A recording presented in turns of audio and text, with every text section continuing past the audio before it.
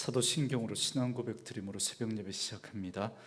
전능하사 천지를 만드신 하나님 아버지를 내가 믿사오며 그 외아들 우리 주 예수 그리스도를 믿사오니 이는 성령으로 잉태하사 동정녀 마리아에게 나시고 본디오 빌라도에게 고난을 받으사 십자가에 못 박혀 죽으시고 장사한 지 사흘 만에 죽은 자 가운데서 다시 살아나시며 하늘에 오르사 전능하신 하나님 우편에 앉아 계시다가 저리로서 산자와 죽은 자를 심판하러 오시리라. 성령을 믿사오며 거룩한 공회와 성도가 서로 교통하는 것과 죄를 사하여 주시는 것과 몸이 다시 사는 것과 영원히 사는 것을 믿사옵나이다. 아멘. 이 아침에 우리에게 주시는 하나님의 말씀은 골로새서 2장 16절에서 23절 말씀까지입니다. 골로새서 2장 16절에서 23절 말씀까지 우리 말씀 찾으셨으면 한 목소리로 같이 읽겠습니다. 그러므로 먹고 마시는 것과 절기나 초하루나 안식일을 이유로 누구든지 너희를 비판하지 못하게 하라. 이것들은 장래일의 그림자이나 몸은 그리스도의 것이니라. 아무도 꾸며낸 겸손과 천사 숭배를 이유로 너희를 정죄하지 못하게 하라. 그가 본 것에 의지하여 그 육신의 생각을 따라 헛되이 과장하고 머리를 붙들지 아니하는지라. 온몸이 머리로 말미암아 마디와 힘줄로 공급함을 받고 연합하여 하나님이 자라게 하심으로 자라느니라. 너희가 세상의 초등 학문에서 그리스도와 함께 죽었거든 어찌하여 세상에 사는 것과 같이 규례에 순종하느냐. 곧 붙잡지도 말고 맛보지도 말고 만지지도 말라 하는 것이니 이 모든 것은 한때 쓰이고 없어지리라. 사람의 명령과 가르침을 따르느냐. 이런 것들은 자의적 숭배와 겸손과 몸을 괴롭게 하는 데는 지혜 있는 모양이나 오직 육체에 따르는 것을 금하는 데는 조금도 유익이 없느니라. 아멘. 오늘은 함께 읽으신 골로새서 2장 16절에서 23절 말씀을 중심으로 비판하지 못하게 하라라는 제목의 말씀으로 잠시 은혜를 나누겠습니다. 골로새 교회에 침투한 거짓 가르침과 이단에 대해서 사도 바울은 예수님의 탁월함을 골로새서를 통해서 강조하고 있습니다. 그래서 예수님은 만물의 근본이시고 또한 으뜸이 되시는 분임을 말씀했습니다. 그래서 예수님은 보이지 않는 하나님의 형상이요 모든 만물보다 먼저 나신 분이요 또한 창조주이실 뿐만 아니라 교회의 머리가 되시고 만물의 으뜸이다 이렇게 말씀했습니다. 왜냐하면 그 당시 골로새 교회에 들어왔던 잘못된 가르침, 그 이단들은 예수님의 신성과 예수님의 사역의 불완전성을 주장하면서 자꾸만 예수 외에 다른 것들을 덧붙이려고 했기 때문에 그렇습니다. 그래서 그 이단들의 공격을 배격하기 위해서 예수님의 완전성과 탁월함을 강조했던 것입니다. 계속해서 오늘 본문의 말씀은 골로새 교회에 들어왔던 이단의 잘못된 가르침에 대해서 지적하면서 경계하고 있는 말씀인데요. 오늘 본문에 보면 크게 세 가지로 그 거짓 이단들의 잘못에 대해서 그 사상에 대해서 경계하면서 말씀해 줍니다. 첫 번째로는 율법주의입니다. 16절에 보면 그러므로 먹고 마시는 것과 절기나 초하루나 안식일을 이유로 누구든지 너희를 비판하지 못하게 하라 그럽니다. 여러분 이미 오늘 본문 앞에 있는 14절과 15절 말씀에서 바울은 예수님께서 법조문으로 쓴 증서, 그러니까 율법을 지우시고 제하여 버리시고 무력화시키고 십자가로 이기셨다 이렇게 말씀해 주셨습니다. 그래서 오늘 본문은 그러므로라고 하는 이 말로 시작을 합니다. 그러므로 이제는 먹고 마시는 것과 절기, 초하루, 안식일에 매이지 말라라는 겁니다. 한마디로 말하면 율법주의에 사로잡히지 말라 그렇게 말씀하고 있는 겁니다. 여러분 우리는 은혜 아래 있지 율법 아래 있지 않습니다. 사도 바울은 당시 많은 잘못된 가르침과 이단 사상 가운데 특별히 이 율법주의를 사도 바울은 가장 싫어했습니다. 그래서 율법주의에 사로잡힌 그 갈라디아 교인들을 향해서 심지어 그들을 이렇게 부르죠. 어리석도다 갈라디아인들아, 이 바보야, 그러면서 지금 말씀하고 있는 겁니다. 왜냐하면 율법주의는 예수님의 십자가를 헛되이 만드는 가장 악랄한 죄악이기 때문에 그렇습니다. 그럼에도 불구하고 초대교회부터 지금까지 이 율법주의적 이단들은 끊이지 않고 계속 그렇게 내려오고 있습니다. 그래서 오늘날 교회 안에도 이런 율법주의적인 교훈이나 가르침이나 설교가 여러분 얼마나 많은지 모릅니다. 거기에 들여다보면 여러분이 같은 맥락에서 뿌리를 두고 있거든요. 그래서 그게 어떤 것들이냐면 우리의 행위와 공로를 강조하고 우리 인간의 의를 부추기는 그런 가르침들입니다. 지금도 행위 구원에 대해서 강조하고 그렇게 가르치는 그런 분들도 있고요. 또 그리고 자연히 사람의 행위를 강조하다가 보면 그런 행위를 한 사람과 하지 않은 사람들의 구별이 있고 그런 행위를 한 사람은 돋보이게 되는 거죠. 드러나게 되는 거죠. 그래서 그런 사람들이 자신의 공로를 주장하게 되고 의를 내세우게 되는 겁니다. 여러분 잘 보십시오. 오늘 본문에서도 이런 율법주의는 먹고 마시는 것과 어떤 날이나 절기를 지키는 것에 대해서 강조합니다. 그래서 바리새인들은 금식의 문제를 가지고 손 씻는 문제를 가지고 안식일의 문제를 가지고 예수님과 제자들을 공격했지 않습니까? 그러면서 누구보다도 그런 것들을 잘하는 자신의 의를 내세우고 다른 사람들로부터 그것으로 자기를 더 돋보이게 해서 그렇게 존경받으려고 했던 그 사람들이 바로 바리새인들이었거든요. 그러나 그들이 그렇게도 강조했던 율법이 뭐냐면 17절 말씀에 이렇게 말씀하죠. 이것들은 그러니까 먹고 마시는 것과 어떤 날이나 절기를 지키는 이 율법주의는 장래일의 그림자이나 몸은 그리스도의 것이니라, 그렇게 말합니다. 그러니까 구약의 율법은 장차 오실 그 예수님에 대한 그림자에 불과하다는 겁니다. 그림자. 실체가 왔는데 더 이상 그 그림자를 붙들 이유가 없는 것이죠. 그러니까 하나님은 그 그림자를 통해서 우리의 연약함과 우리의 한계를 깨닫게 하시고 그 그림자의 실체이신 예수를 바라보게 하시고 그 예수를 붙들게 하기를 원하셨던 겁니다. 그래서 율법은 우리의 한계를 깨닫게 하고 우리의 연약함을 깨닫게 하고 그 그리스도께로 인도하는 그 역할을 하는 겁니다. 그래서 갈라디아에서 보면 그 율법을 뭐라 그러죠? 예전 성경에 보면 몽학 선생, 요즘 우리가 가지고 있는 성경에는 초등교사로 그렇게 말하죠. 율법의 역할이 여기까지라는 겁니다. 그러므로 예수님을 믿는 우리들은 더 이상 그림자에 불과한 그 율법에 매일 필요가 없는 것입니다. 여러분 오해하시면 안 됩니다. 율법이 필요 없다고 말하는 게 아니라 율법에 매일 얽매일 필요가 없다는 겁니다. 그렇기 때문에 율법을 잘 지켜서 구원을 받으려고 하거나 혹은 율법을 잘 지켜서 복을 받으려고 생각하면 안 됩니다. 오히려 반대죠. 반대. 하나님의 은혜로 우리가 구원을 받은 겁니다. 그렇게 은혜로 구원을 받았기 때문에 하나님의 백성답게 살아야 한다고 그렇게 하나님께서 주신 그 기준이 율법이니까 그 율법을 우리가 지키려고 하는 거죠. 하나님의 복을 받았으니까 그 하나님께서 우리에게 거룩한 삶을 요구하면서 그 거룩한 삶의 기준으로 주신 그 율법의 삶을 우리가 살아내려고 하는 거죠. 반대입니다. 반대. 그 율법이 더 커져버리면 안 됩니다. 율법을 통해서 구원을 받으려고 하고 율법을 통해서 복을 받으려고 하는 게 아니라 우리는 그 기준으로 하면 구원 받을 수도 없고 복을 받을 수도 없는 자이죠. 은혜로 받은 거예요. 은혜로. 예수 그리스도의 그 은혜로 말미암아 받고 나니까 이제 하나님이 좋아서 하나님이 우리에게 주신 그 거룩한 삶, 하나님의 백성의 삶의 기준으로 주신 그 율법의 삶을 우리가 지켜내려고 하는 겁니다. 여러분 그렇기 때문에 여러분 우리가 이 율법주의에 빠지는 게 나쁜 거예요. 율법 자체가 나쁜 게 아니죠. 여러분 제가 무슨 주의를 주의해야 된다면서 무슨 주의를 제가 이렇게 설명해 드렸던 거 기억나십니까? 주객이 전도된 게 주의라고. 여러분 율법주의는 하나님보다 율법이 커져버리면 율법주의가 됩니다. 그래서 율법을 통해서 구원받고 복을 받으려고 하는 거죠. 여러분, 우리가 복을 구하는 게 나쁜가요? 아니죠. 당연히 하나님의 은혜와 복을 구해야죠. 그런데 기복주의가 되어버리면 그 복을 주시는 하나님보다 복이 더 커버리는 겁니다. 그게 기복주의입니다.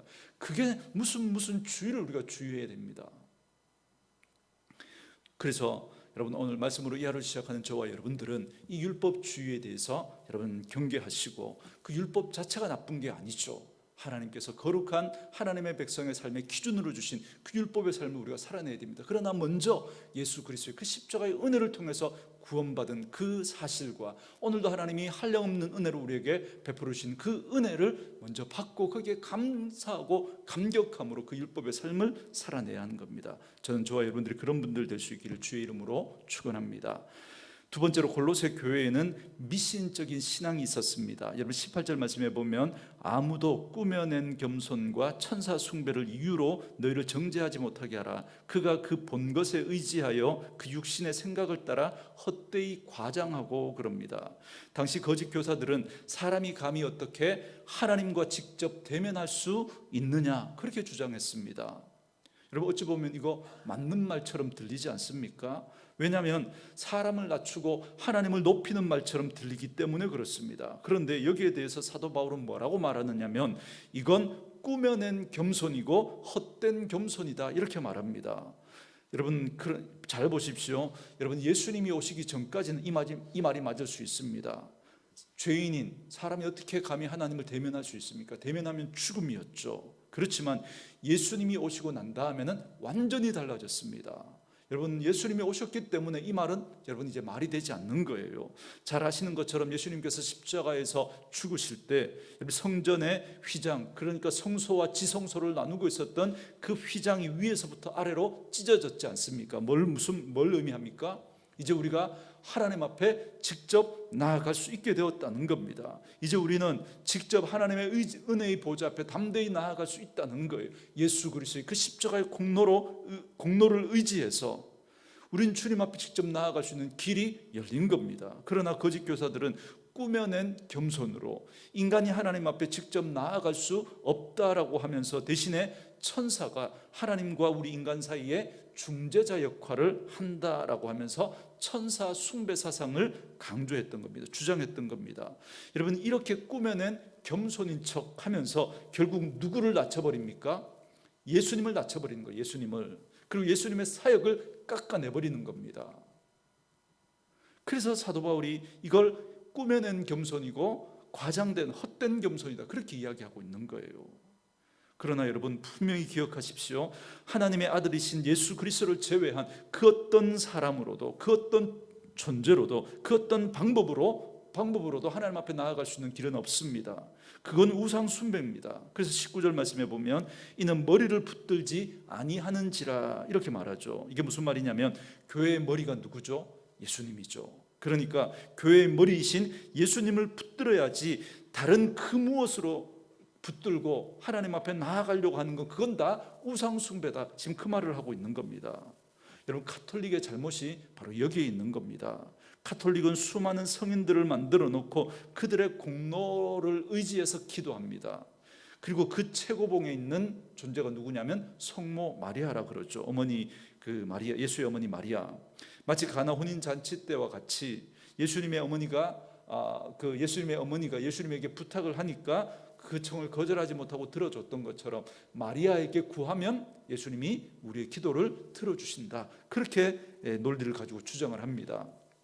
그러나 여러분, 이게 얼마나 어리석습니까? 우리는 예수님을 의지해서 예수님을 통해서 하나님 앞에 직접 간구할 수 있는데 왜 굳이 마리아를 통해서 예수님께 간구할 이유가 어디 있습니까?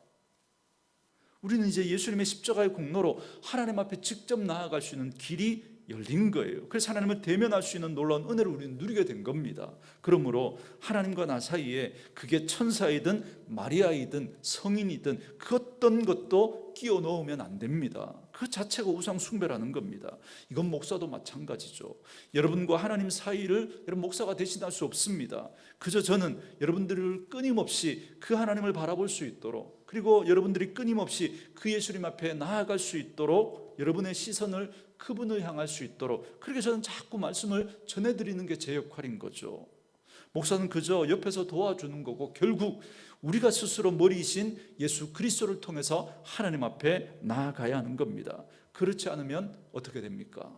19절 말씀에 머리를 붙들지 아니하는지라 온몸이 머리로 말미암아 마디와 힘줄로 공급함을 받고 연합하여 하나님이 자라게 하심으로 자라느니라.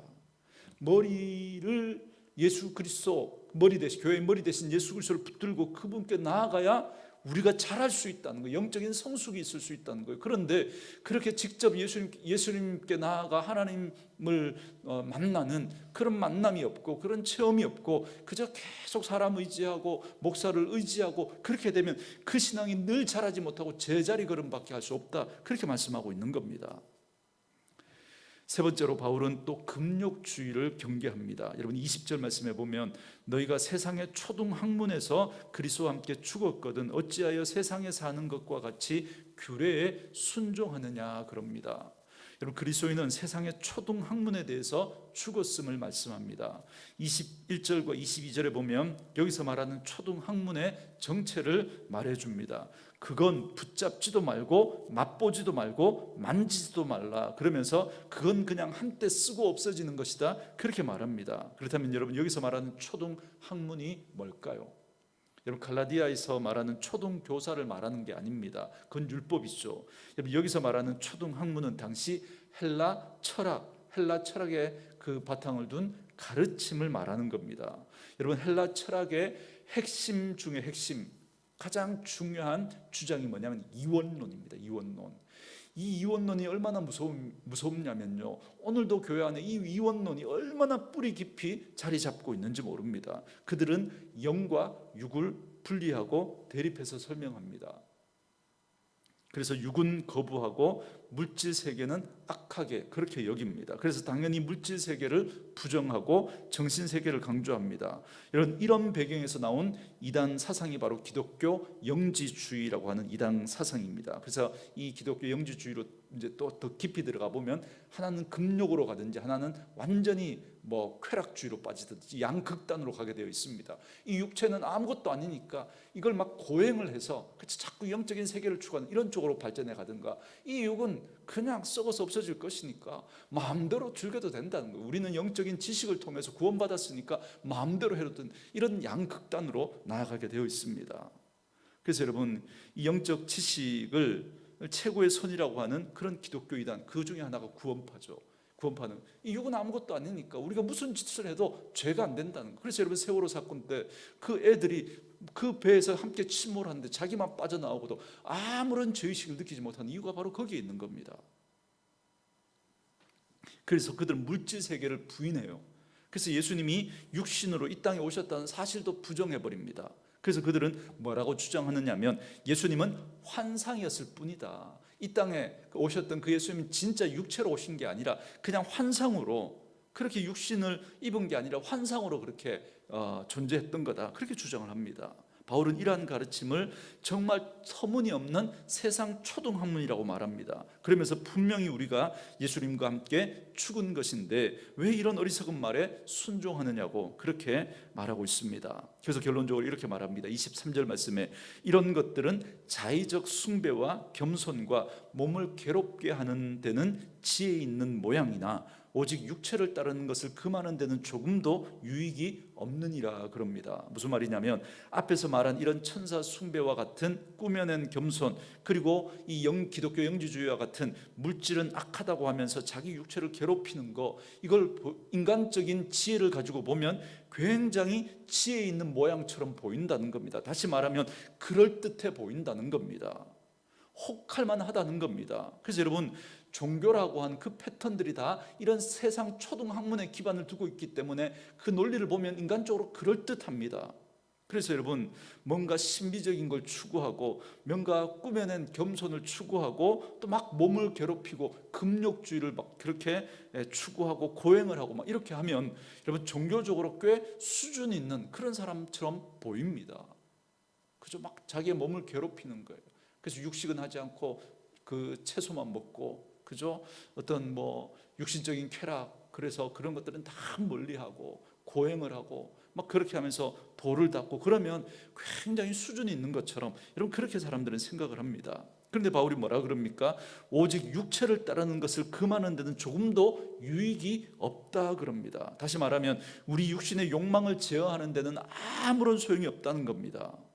저는 그래서 여러분 이런 패턴이 다 여러분 이 종교적인 패턴을 가지고 여러분 그렇게 그럴듯한 그 패턴을 가지고 사람들을 혹하게 하는 건데, 그런데 이런 게 여러분 우리 기독교 안에도 고스란히 들어와 있습니다.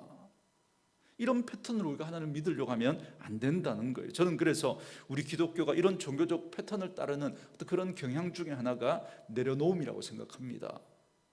자기 걸 포기하고 내려놓는, 그죠? 그러나 여러분 기독교 영성은 잘 보십시오.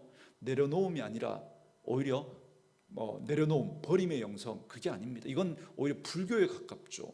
기독교는 여러분 체험의 종교입니다. 제가 자주 하는 표현으로 하면 받는 거예요. 받는 거. 기독교는 받아야 되는 겁니다. 받아야, 하나님의 은혜를 받아야 되고, 그래서 그 은혜로 채워야 합니다.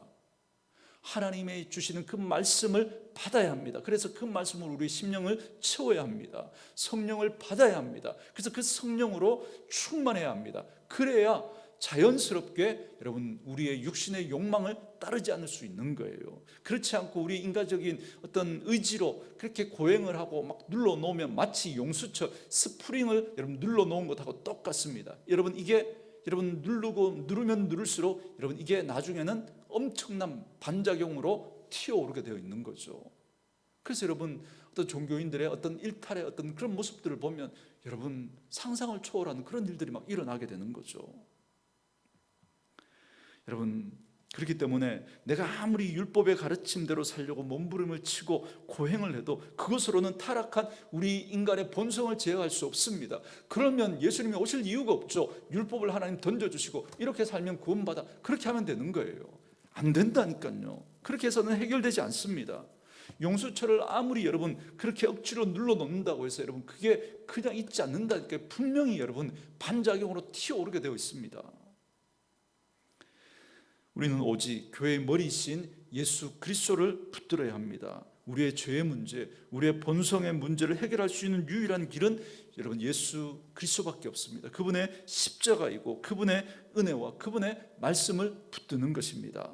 그러므로 율법주의나 신비주의나 고행과 같은 헛된 그런 종교적인 패턴에 여러분 흔들리지 마시고 오직 교회의 머리가 되신 예수님을 붙들고 그분의 십자가의 은혜를 구하고 내 속에 하나님의 말씀으로 채우셔서 우리 안에 계신 성령님이 말씀을 통해서 역사하실 수 있도록, 그래서 우리를 통해서 내가 드러나지 않고 오직 하나님이 드러나고 예수님이 드러나고 성령님이 드러나는 그런 참된 믿음의 삶을 살아가는 저와 여러분 되어줄 수 있기를 주님의 이름으로 축원합니다.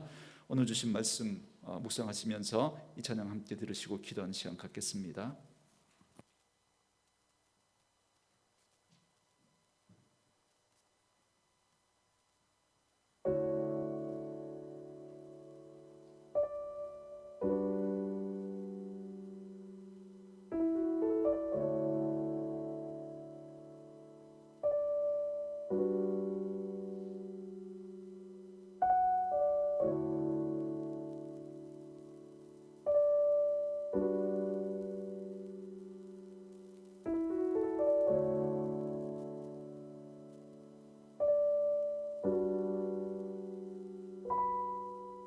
같은 길에서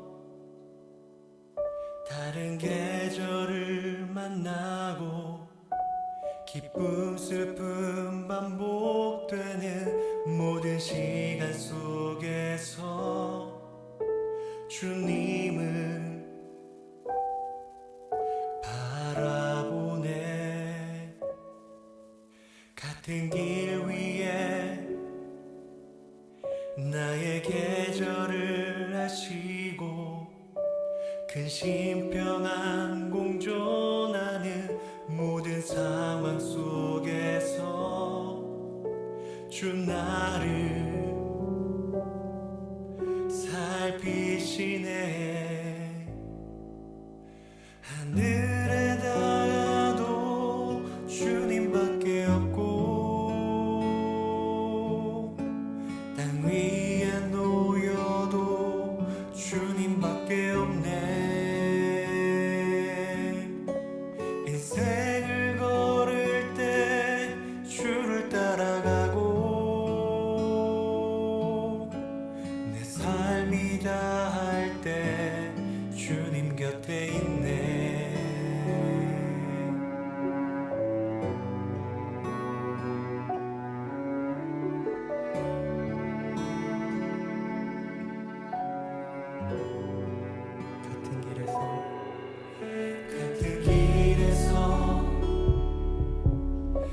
다른 계절을 만나고 기쁨 슬픔 반복되는 모든 시간 속에서 주님을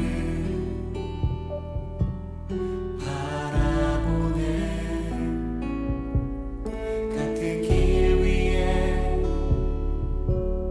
나의 계절을 아시고 그 신평안 공존하는 모든 상황 속에서 주 나를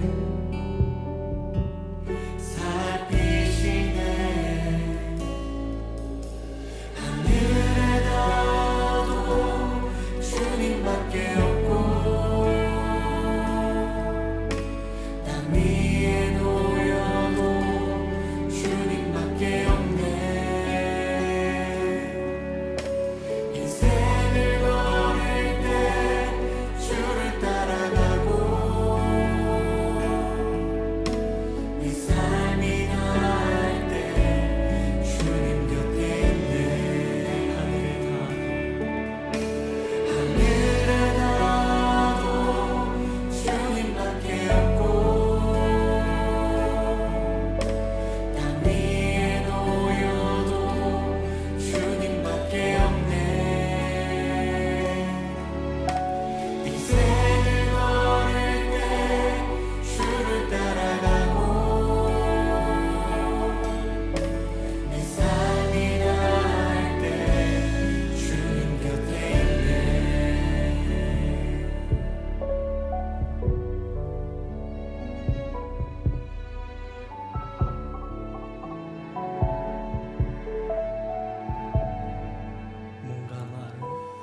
몸과 마음 사그라져도 주는 나의 영원한 반석. 몸과 마음 시들어가도 나는 주를 놓지 않으리. 몸과 마음 사그라져도 주는 나의 영원한 반석.